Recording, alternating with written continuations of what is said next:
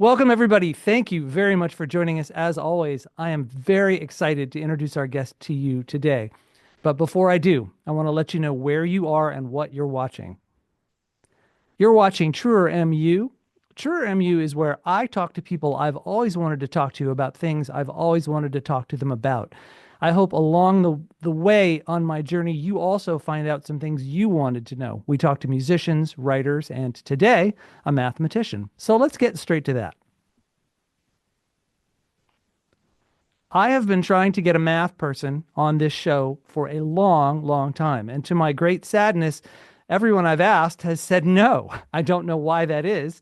But one of the math people I asked was kind enough to point me to Paul Lockhart's essay, A Mathematician's Lament. And I thought I'd like to try him. It took me a long time, but I finally got him on our show. Let me tell you a little bit about Paul Lockhart.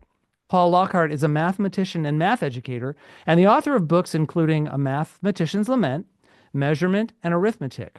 His newest work, The Mending of Broken Bones, A Modern Guide to Classical Algebra, comes out May 13th, 2025. Paul Lockhart, welcome to our show. Oh, thanks very much, Adam. Happy to be here. I'm so happy to have you.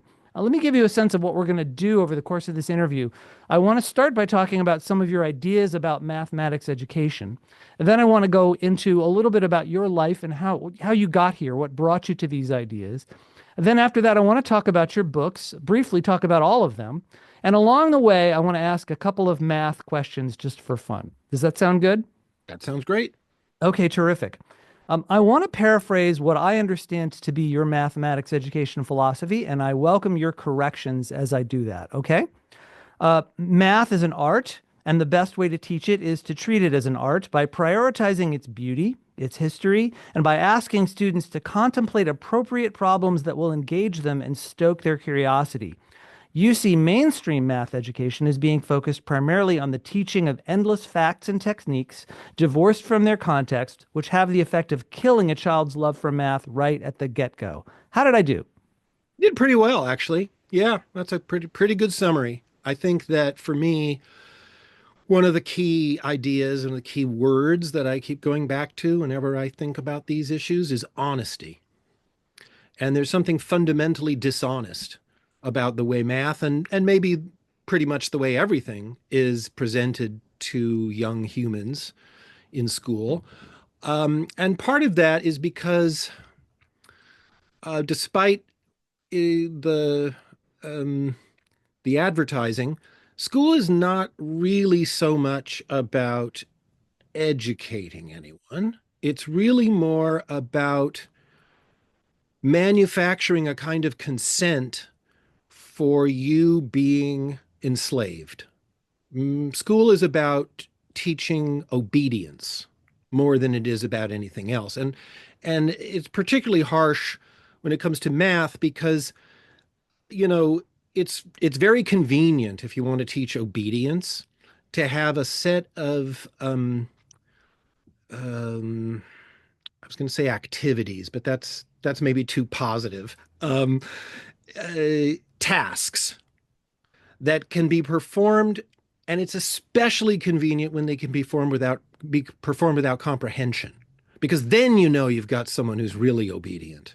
If they're willing to just do this silly pat your head and spin around three times thing simply for the approval of some arbitrary authority.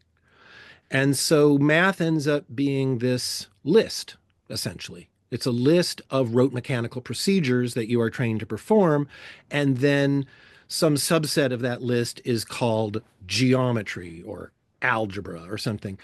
And that just is a completely and utterly false representation. And so what I tried to do with A Mathematician's Lament was to open with a parallel metaphor, like what would it be like if we taught music that way? What would it be like if we taught art that way? And it's not, the truth is, we're not so far from doing that Yeah. because most people who are put in an instructor position are not creators and artists in that field. They're just people who've been hired to transmit some information from a book to children. So your summary was quite nice, and I always like to think about what I'm doing with children, adults, or anybody. My teaching experience is pretty wide. I've taught pre-K to postdoc. Not very many people do that. And always I'm trying to ask myself, what's honest? What's real here? Who am I? What is math? Who are these people? What do they want? I guess I would step back one jump from your description and say that to me, education is a gift you give yourself. We all are self-educating, whether we know it or not, whether we think of it that way or not, because there's no alternative. I can't force you to comprehend something. I don't want to, luckily. You will force you to have epiphanies, to have deeper understanding. You will be satisfied or unsatisfied with your present level of understanding or technical competence or whatever. You're the one who's going to drive you. What is a teacher? A teacher is someone who can inspire that. A teacher is someone who is that, does that, and can honestly convey the feeling of that. And then it's not my students' job to please me or to do what they're told. It's my students' job to please themselves, to get what they want, and to harness and use me any way that you can. And one way that that might be is me lecturing to a group, presenting some ideas. But I never want to fall into that school pattern of it being coercive or, you know, dictatorial. You do this. No, no, no, no, no, no, no. If you're curious, you've got questions. What are they? Let's explore them. So yes. So in your essay, A Mathematician's Lament, you have two characters, and one of them is Simplicio. Am I pronouncing that correctly? Simplicio? Yeah, these are actually Galileo's characters. Simplicio? This is How this would is a Simplicio would be the Latin pronunciation. How Galileo pronounced it in 16th century Italian. I'm not entirely sure. Maybe Simplicio. okay. But he uses these characters as straw men to debate his ideas so that he can kind of stand a little bit apart. And part of that was strategy. You probably don't want the Catholic Church coming down on you talking about the earth not being the center of the universe or whatever it is you're saying. So you have, Salviati say it. Right. But I was very pleased to hit on that device actually and make that little homage. So yeah, they do my arguing for me in some sense. Okay. Well, in the spirit of honesty, I'd like to serve as a Simplicio for Mhm. you and ask you a few challenging questions, not to cut you down because I totally approve and support what you're saying and agree with most of it, but I'd like to perhaps hone it a little bit and maybe bring it a little closer to some people's opinions so they can get a little closer to your ideas. Hmm. Now, the first of those is, first of all, do you think that these ideals that you have are even possible in any national educational system? Is there a place, if there isn't, if that's not possible, is there a place where teachers can meet your ideals at some point?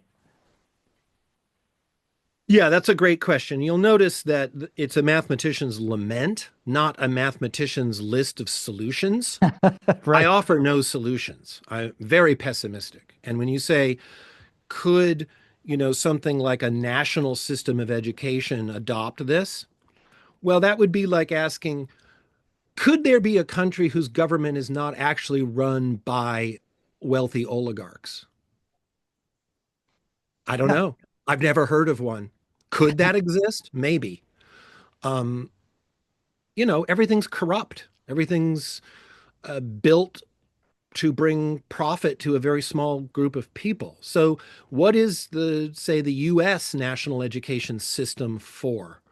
Well, one could go back to 1860 and say, oh, it's for turning the recently freed chattel slaves into wage slaves like their northern counterparts.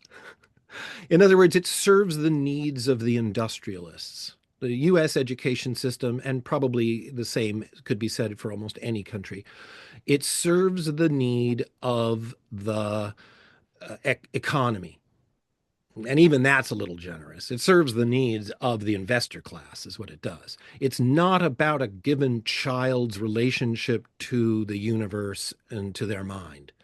So it's pretty hard. It's pretty hopeless. On the other hand, because there's way too many humans, there's way too many schools, there's nowhere near enough teachers, you can operate with a certain amount of autonomy because the administrators don't have the time to check in on you and what you're doing. And so you can either be kind of a bastard about it, like me, and just say, I'm doing what I'm doing. And if you don't like it, I'm walking. And that usually creates a certain, you know, Tension penumbra of freedom for around freedom. you. Um, but that might require a personality that is not yours, you know. Hmm. But nonetheless, a lot of teachers that I've worked with and who are friends of mine have found ways to move in that direction without upsetting the apple cart. You know, it's not like I'm saying every single thing that goes on in every math class in the whole world is crap and we need to burn it down. It's not like that. It's just that the goals, the tone, the direction, the atmosphere, the perspective is is all skewed. It's all for training 1930s children to do pencil and paper arithmetic, but we don't do pencil and paper arithmetic anymore. I think it's probably the case, and it's not like I know a lot about like the education system in Finland or something. Maybe it's fantastic. I don't know. But the education system in this country that I know a lot about moves very slowly. And so what you have actually is this fact. Kids are bored. Teachers know it. Teachers find their job to be impossible.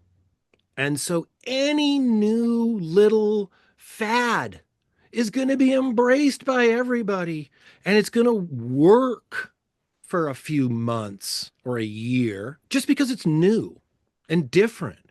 And everyone will go, oh, I'm trying the new blah, blah system.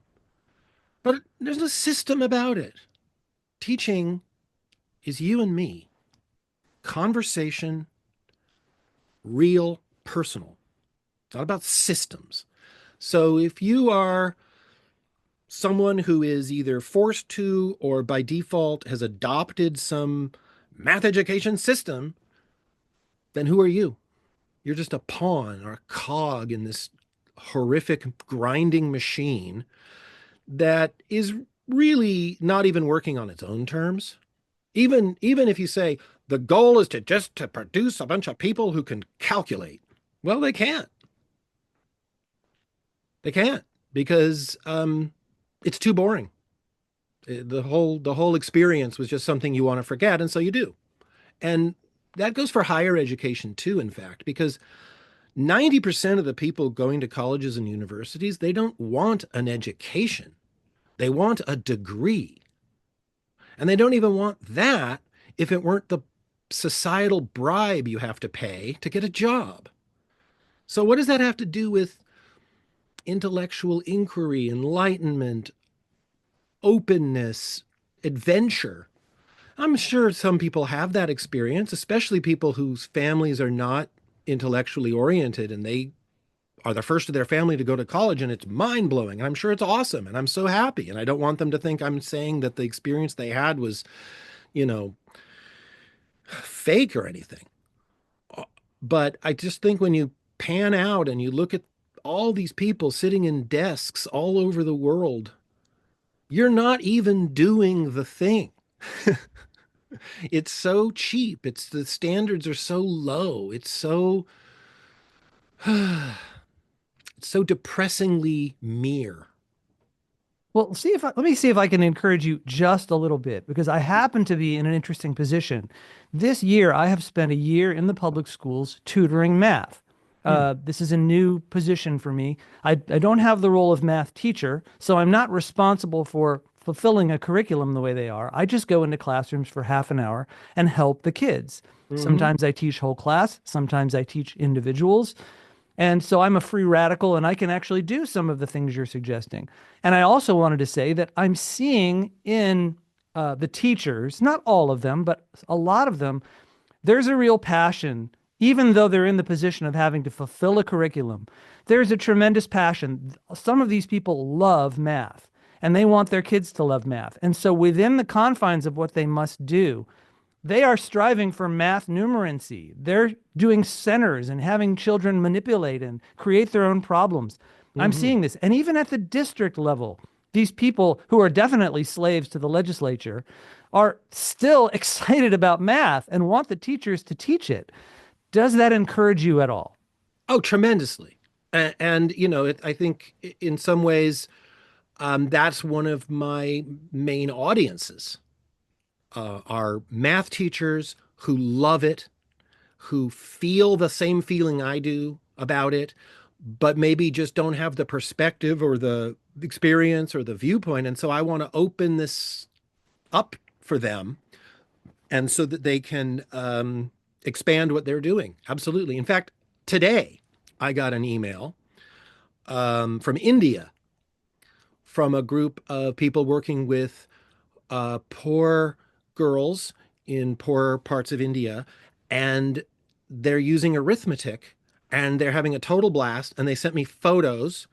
The kids had made little counting devices using the machines that I described in arithmetic and stuff. So I was just like blown away. So no, I know amazing, fantastic things are happening out there. I'm not saying it's a complete wasteland, but the structure and the system and the overarching mechanism is still pretty dystopian in my view. Of course, there will always be, you know, fighters or what have you, because we're human. And that's really, mostly I think what I'm trying to say is let's be human, Yeah. And it gets hard when you have a class of 35 kids who have all sorts of issues ranging from malnutrition to, Well, various medical problems or learning disabilities or whatever. And teaching is a really exhausting all day long job. yeah. I mean, you probably are exhausted even being a tutor after 4 or 5 hours. Just that's a lot of human interaction and a lot of Yeah. energy Yeah. Yeah. expended. Yeah, for sure. Tell me something. In learning, what do you see as the teacher's responsibilities and what do you see as the student's responsibilities? That's going to really vary from person to person. For me, my responsibility is to inspire, entertain, convey my passion and ideas. Um, you know, Depending on the ages of the kids, their responsibility are to let me and not get in the way of me doing that. And to meet me halfway, to be honest back. Because kids learn really early on, as early as kindergarten. You've got to lie to the adults. If you don't lie to them, it's a whole big commotion. You got to lie to your teachers. You kidding? You got to lie to your parents. And so I really like to break that, um, Mhm. pattern and say, hey, the last thing I am is some grown up, believe me. And I'm going to be honest with you, and you're going to be honest with me. I mean, of course, I do something most teachers can't do. And I'm not even talking about the mathematician part. I don't assign homework. I don't give tests. I don't rate or evaluate or grade. And that's the luxury I've had. But, I get that most people teaching in any kind of school system, or even at a private school, you have really narrow parameters. You got to get this done by this date. You have to cover this, test this, rate that, evaluate it. And so the whole thing is, you know what school really is it's training for your future office job. You will have a manager. That's your teacher. Your manager maybe isn't all that competent about or knowledgeable about what's going on the shop floor. But it doesn't matter. You still have to obey them because you've been trained to obey arbitrary authority, not authority that you can respect because of their deep understanding and they used to be on the shop floor. And you have to accept arbitrary authority. And that's what school trains you to do. And I find it scary and depressing to walk into a first grade classroom and see on the board their entire schedule for the day, written with times. There's a clock on the wall. The clock is the master. Obey the clock, get your paperwork in on time at the age of 5. So I don't really know that I think of it as responsibilities of myself or my students. I think of it more of as we're here to have some fun. Let's be polite and try to maximize the amount of fun. And sometimes it gets, really boisterous and everyone's yelling out ideas and coming up to the blackboard and it's kind of a zoo, and that's cool too. I guess my responsibility is to read the room, is to understand the energy and make some eye contact with everybody, see where they're at, and have real conversations. And if someone tells me, I don't think this is very interesting, I want to listen to that and take that in. I don't want to be the guy driving the bus and they're just all sitting in the seats with seat belts. I want it to be a party bus. We're all driving it. So Um, at the moment, I've read your books. You are now my teacher. And I want to be honest with you. I loved your books, and we're going to get to them in a little while. But you throw lots of questions in as you're reading the book. They're in italics. mm, And I tried one of those. Every time I get to those questions, I freeze up. I don't want to do it. I don't know. I don't know. I'm going to right, keep reading. I'd rather right. just, watch the movie If I try to do than this, I might fail, and then maybe I'm stupid and yeah, for me, it's like if the I mean, there's only two modes. One is, oh yeah, I know how to do this, and oh my God, I don't know how to do that. There's nothing in the middle for me. Now, is that the fault of my education, or is it my own fault for of having avoided doing the work that I needed to do to understand that? it's not a fault. It's the nature of mathematics. If you are a professional artist, or if you are an amateur painter who's been painting for 20 years, or you're an absolute beginner painter, all three of you are staring at a blank white canvas. And all three of you are having a sort of panic about it. If you are a professional mathematician, what are you working on? Problems that have already been solved? No. Problems where it's obvious how to solve it? No. Problems where some method could be applied and you can solve it? No. Problems where no human being has ever found a way to attack this question, and you're going to be the first or not. That's what it is to be a mathematician. It's to be in pain because you don't have an idea, or you've had 70 ideas and they've all failed miserably. So I want you, if you want to call yourself my student, to embrace that feeling. Yeah, here's a question. The question is not, do you know how to solve it? The question is not, will you solve it? The question is, do you care? The question is it interesting? Does it does it fuel your curiosity? Are you, is because to solve a math problem is not to sit down and carry the three and be done in 20 seconds. It's to sit there. If you go to a university math department and you peek in all the doors, what you see is this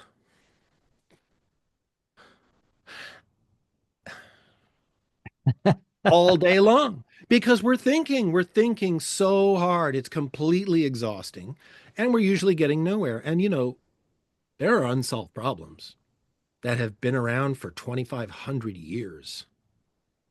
And if you are going to work on such a problem, first of all, you're probably retired because you're not going to get any grants and your career is going to go down the toilet if you can't solve it because it's too hard. But if you, do on your spare time or whatever, think about these very, very difficult unsolved problems, it has to be that you care more than anything else because the energy required to do it is not going to come to you if you're not absolutely driven and passionate and tearing your hair out and filling sheets and sheets and sheets of paper and crumpling them up and throwing them in the trash can all day long. So it's absolutely right that you should look at a question and not know how to solve it. It's absolutely right for you to go, ah, if it doesn't really grab you. And it's absolutely right to go, I have to work on this if it does. So, Nice. Thank you very much. yeah. I want to talk a little bit about math culture, and I'm going to start by talking about the role of specialized vocabulary in math. Mm, In one of your books, I think it was Mathematician's Lament, you talked about the unnecessariness of the word secant, and mm. I appreciated that. For me, I was horrified to discover in my entry into math that there are words subtrahend and minuend. I could not believe these words existed. I'd never heard them, and I'm horrified that they exist. How necessary is this vocabulary? When does it hamper learning? And is it a necessary evil? Great question.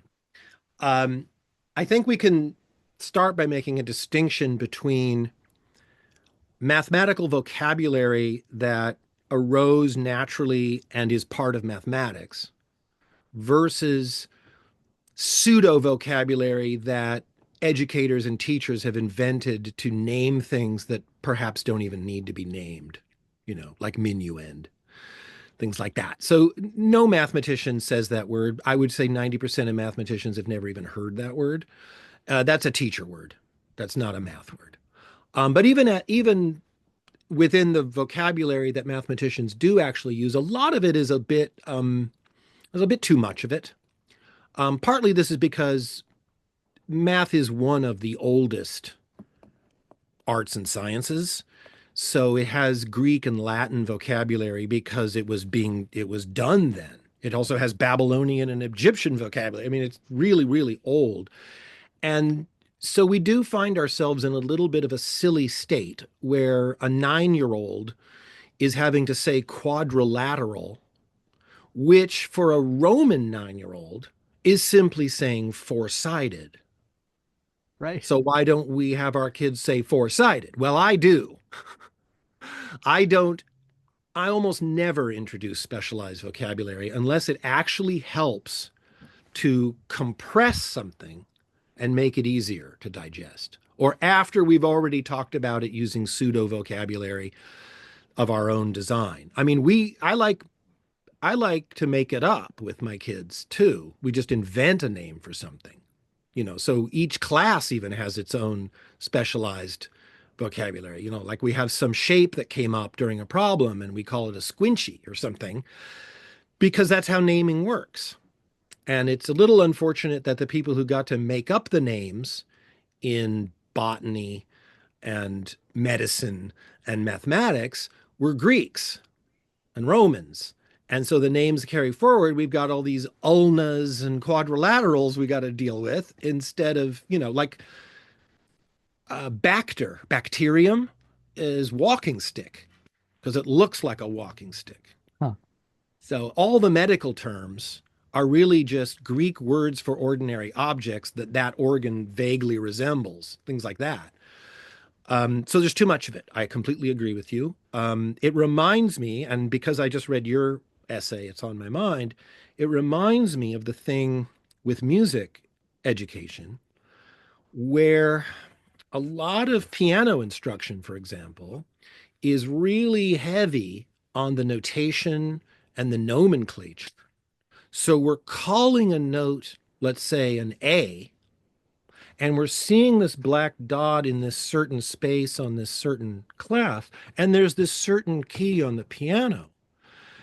And it's getting in the way because what you want is ding, not A's and black dots and that's cultural baggage that's not about the pure sound instrument brain connection. So I'm not saying piano teachers suck and they should stop talking about A's and B's.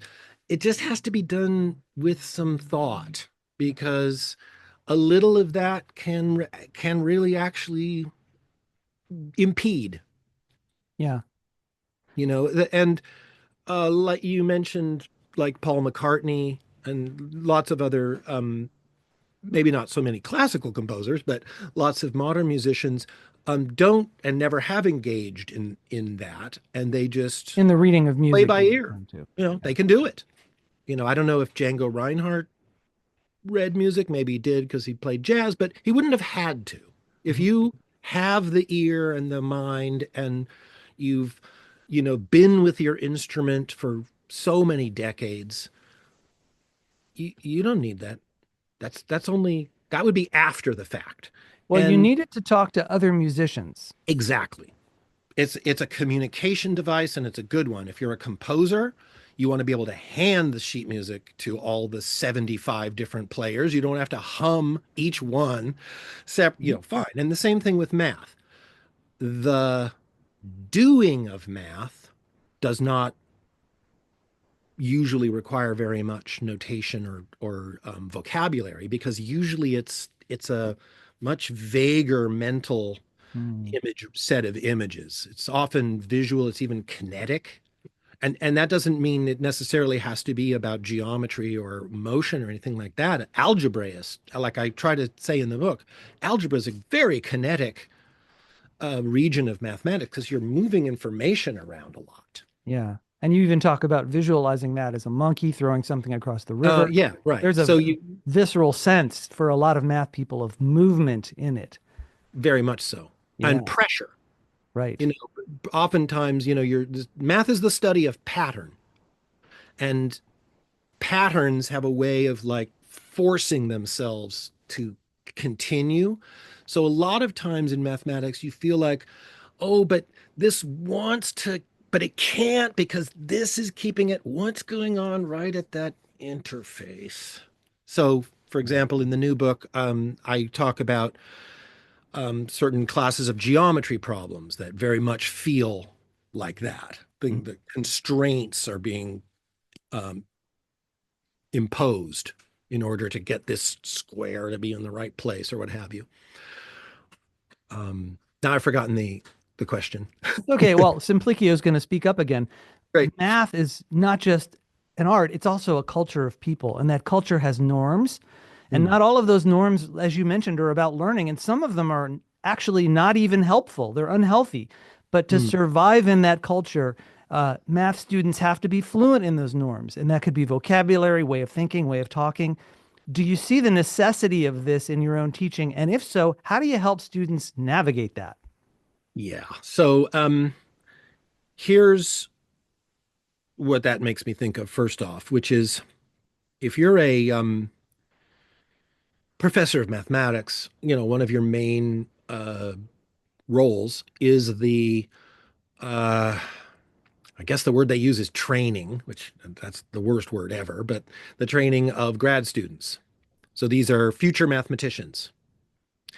And what one discovers is that only really like 1 out of 20 math grad students kind of has what it takes. And a lot of the others are people who were good at math according to all of these non-mathematicians, like their parents and their elementary school teachers, etc. And so kept going with it and, got really good at following directions. Oh, I can add these two fractions. Oh, I can calculate this integral, whatever. And then they get in their third year of grad school and they've passed some exams and what have you. And now you discover that all of that basically doesn't amount to a hill of beans because this is not about you following directions. This is not about you writing your notation so carefully. This is about you having a complete pie in the sky, out of the box, novel thought within the realm of mathematical reality. And if you're starting to have that realization at age 25, it's kind of late. Not that there aren't mathematicians who certainly did do that, but just generally speaking, I was really, really fortunate to discover somehow what math is or what it is to me at a pretty young age and to just get so completely enamored of it that I had to do it all day, every day from the time I was like 14. And so that means that by the time I'm, let's say, a graduate student, I've been a mathematician for decades. This is what I do. All I'm trying to do is educate myself and understand. All I'm doing is solving problems that I've never solved before. Whether they're unsolved or not is not the issue. What the issue is, I'm curious. I want to know. And so there's too much in answer to your question. There's way, way, way too much training of children and young adults to perform symbolic computations that are really best relegated to a machine anyway, now that we have them. I'm not saying that one shouldn't have an understanding. And the truth is, and this is kind of to someone who's just an old guard, traditional, you gotta teach arithmetic kind of math teacher, I would say, yes. Why am I so good at arithmetic? Why are all professional mathematicians so ridiculously good at that? Because it's trivial. Not because we practice, because we get it. And the reason we get it is because we're interested in much higher, much bigger fish. We have to occasionally add 12 and 13 together, I suppose, sometimes. Usually we have to add A and B together, but fine. But it's not because you reduced it to this stupid mechanical thing and then force everyone to do it without showing them the grand, beautiful vistas. And so that was kind of like my metaphor at the start of Mathematician's Lament. Like having painting class be about learning the names of brushes and colors and to distinguish gesso from other treatments. And where's the painting? Yeah. You're not even going to museums. So what, you Most know, people don't even know that math is that. They don't even realize that math is painting at all. exact and here's a really interesting sort of uh, clue, red flag. You can talk to people about history, Napoleon, the Civil War, and school won't come up. You can talk to people about painting and art and Picasso and Monet, and no one will talk about school. No one will say, "Oh, I was always so bad in art in school, and the teacher did this, and the teacher." Math only lives in school. It's only the horrific experience that everyone had. All anyone has to say about math is where they got cut off and couldn't handle it anymore. That's all. It's not understood that there's a whole universe out there. Not just a universe of humans who like to do this art form called math and have been doing it for 5,000 years, but there's literally a universe, an alternate reality where the math things live. And you can go there yourself right now and you can play. And that's the message I want to try to get across with my teaching and with my books is that there's fun to be had, fun of a kind that you might not be aware of. Fun of a kind that you might not find fun. That's okay. I mean, people know that chess is out there, I Right. suppose. And they know that there are people who do like that and have fun with it. That's not the best metaphor because No, it's it's not bad, really. competitive It's and not bad because it's in people there. It's know a that theme. chess is fun for some people and that there's a world of chess, but that doesn't mean they feel obligated to be good at it. Right. There's a great example, actually, which is Sudoku. And Yeah. it's a great example of a couple of things. What I love, what just cracks me up, is anytime you see a Sudoku puzzle, like in the newspaper, there'll be a little description of what it is that you're trying to do. And then it will say, you know, don't worry, there's no math involved. It's the most mathematical thing of all time. They're saying, don't worry, there's no math involved because they're using the digit symbols. If they used letters, it would be the same puzzle, identical puzzle, or colors. And some people do use colors. But there's no need to say, don't worry, there's no math involved if it's colors. And yet, filling in that thing with colors in such a way that it satisfies the criteria, that is a math problem, a very beautiful, simple, elegant math problem that millions and millions of people enjoy. So people do love math. They just don't know that the thing they love is math. Yeah. That's what math is that stuff. Yeah, yeah. Yeah, like reminds me of people who make music all the time, but don't consider themselves musicians because they don't know how to read music or because they've never played the piano. And Right. but they make Because music with their the friends or they formal tap out accoutrement. beats. Yeah. Yeah. Mm-hmm. Um, Exactly. I want to talk about you for a little while.